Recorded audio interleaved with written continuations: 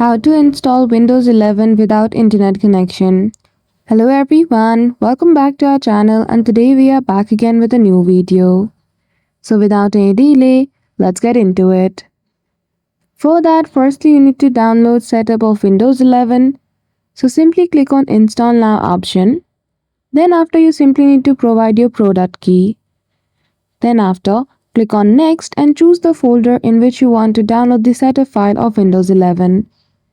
Now once the file has been downloaded, it will ask you to connect to internet connection to set up the file.